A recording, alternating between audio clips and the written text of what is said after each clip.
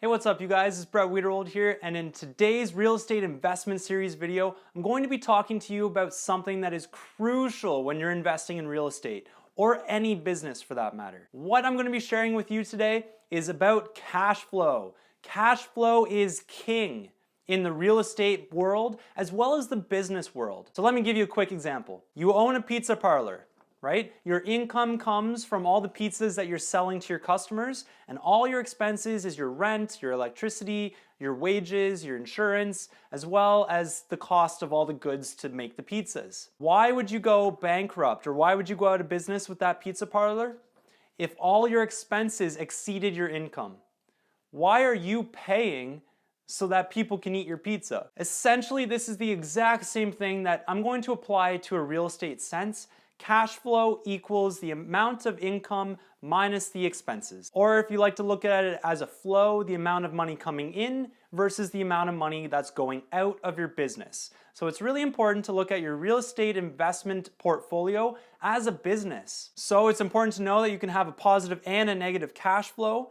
And some people actually opt in to having negative cash flows. An example of this is in the GTA. You're buying a condo for $500,000.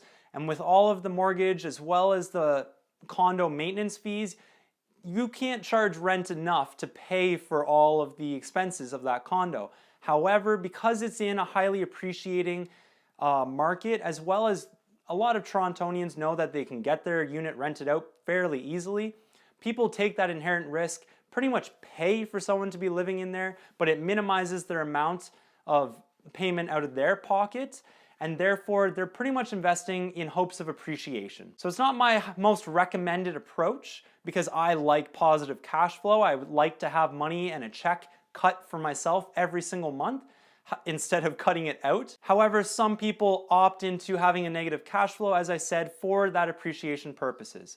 The only time I highly recommend to have a negative cash flow is if you're following linkages and you know that the property is going to appreciate more than like a 3% increase on average.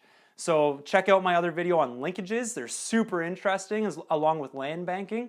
So that's the only time that I would highly recommend having a negative cash flow. So let's break down what is the income of your business. The income is the rental income from all of your tenants, whether it just be a single family home, that's the income for your property, or if it's a 100-unit apartment building, all of the rent from those tenants would be your rental income. You can actually gain a little bit of extra income through parking if you charge a little bit more for parking in most likely a multifamily complex, or if you charge for laundry, you can collect that as an extra income in your business as well. So there's only a couple ways of collecting income, but of course there's tons of ways of spending money. So this is what's super fascinating about cash flow, is that you can try and control the income and the expenses to match what you want on your bottom line. So let's take a quick look at some of the expenses you have when you're owning a rental property.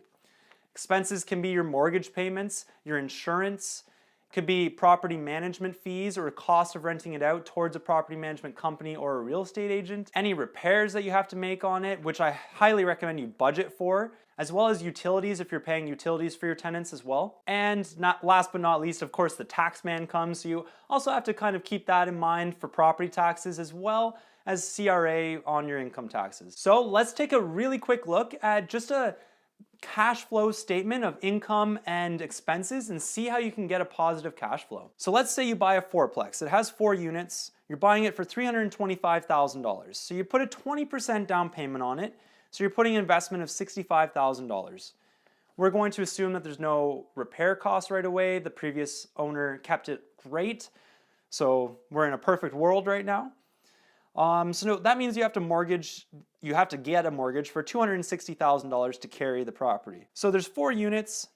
The place that your property is located, an average rent is about $900 a month. So you have 4 units at $900 for a total of $43,200 income per year. So it's very important to understand that the cash flow sheet here is per year, and then you can break it down to per month at the end. So that's all of our potential rent. We're not going to charge for parking or laundry, so we don't have any other income.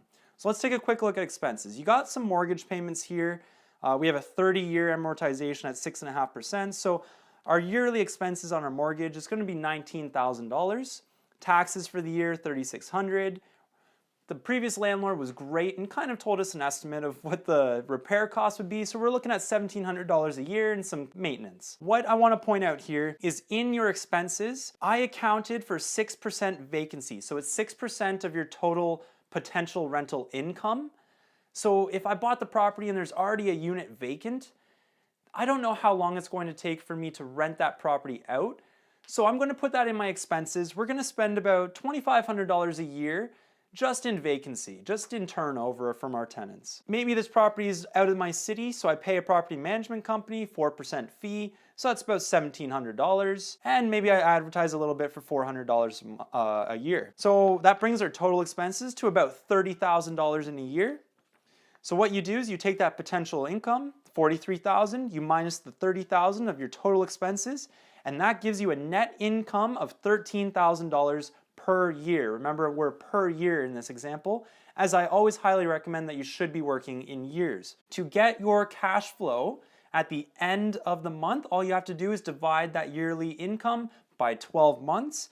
So we're looking at a $1,122 check cut to us at the end of the year. So those numbers worked out fantastic for us, and I highly recommend if you're looking to buy a property, this is what you should be doing. You should be breaking down every single step and highlighting the expenses and income for the rental property itself so that you can kind of get an estimate of what checks is going to be coming to your pocket at the end of the month, or what check do you have to cut in order for people to be using your property. So again, I just want to highlight that this is a business, right? So what I love about running a business of owning a rental property is that you can try and control the income and the expenses to your desire. So if it's an empty unit that you attained, you can choose the rent to match the numbers, but obviously you can't have a rent that exceeds normal rent prices or else it's not going to get rented out, and then your vacancy costs increase. So it's really fun to play with some of the numbers. But it's important to understand that some of the numbers you can't control, so you have to work a little bit on the conservative side in order to make sure that you're getting a positive cash flow. So some things you can control the amortization, you can kind of shop around a little bit for a good mortgage rate as well. Highly recommend working with a great mortgage broker. They work magic. So I definitely recommend that. You can also lower some of your expenses by getting the tenant to pay some utilities, but again, does that decrease the rentability of your unit? You have to keep that in mind. It's a little bit of a give and take. Maybe they only pay half the utilities, so that decreases half your expenses on utilities, but it also still makes the property look competitive in the market as well. Some of the things that you can't control is the economy. If the economy goes down, maybe you have to lower your rental prices in order for people to come into your unit and you didn't plan for that conservatively when doing your numbers. Or for example, if a big business leaves the city that your property's in, maybe that'll lower the demand for rental properties as well. So there's a lot of outside aspects, so you have to kind of keep conservative as well. This is what I highly recommend when doing these numbers. So if you're analyzing a property and the cash flow barely gets there on non-conservative numbers, maybe you have to reevaluate whether that property is a good choice for you or not. So there's just something that I want to point out about this example, and it relates to the video on 1% rule, is that this property that we just analyzed, this fourplex, actually meets the 1% rule. And look at that positive cash flow at the end. So that's the power of analyzing just on the back of a napkin. The 1% rule allows you to kind of dive right into these numbers and analyze it even more to really make sure that it works. So if you look at the numbers, we bought the fourplex hypothetically for $325,000, but we're making $3,600 per month in rental income. That exceeds the 1% rule. So that's kind of interesting, and that's something that ties it right in, and I'm glad that was a great example to show you. And finally, I just also want to emphasize the fact that this is a fourplex, so that there's 4 separate units, and this minimizes the risk in real estate investing. So again, risk versus reward is very important to look inside yourself and understand how much risk are you able to handle as a landlord as well. So what I like about multiplexes, unfortunately, they are a little bit more expensive, but it also decreases your risk as well, your risk tolerance, so that you can sleep a little bit better at night. Yes, you have 4 units that you have to rent out, but if you rent all 4 out and then one person leaves, that means that 75% of your potential income is still coming into your pocket. So if you bought one house and you rented it out, but that person leaves, now 100% of that potential income is not going into your pocket. So 75% of potential income or 0% of potential income. So that's very interesting to keep in mind when looking for a rental property as well. Some triplexes, fourplexes are a little more rare. So again, it's really important to talk to your realtor and kind of look inside yourself, analyze your needs, your wants, how much work you want to put into it, and then you can move forward with your investment. So that's everything for this video. I hope you understand cash flow a little bit and how important it is to really understand your numbers when you're doing real estate investment and analysis. Think of that pizza parlor. How many pizzas do you need to sell to stay afloat? Pretty much how many tenants do you need to have in that unit in order to, and how much rent do you have to charge those tenants in order to stay afloat in your business? Please, if you haven't, smash that subscribe button. I come out with new videos every single week. And if you loved this video, share it with your friends, please. I'm all about sharing knowledge, and it's fantastic just to get people so passionate and excited about real estate investing because it really is a great time.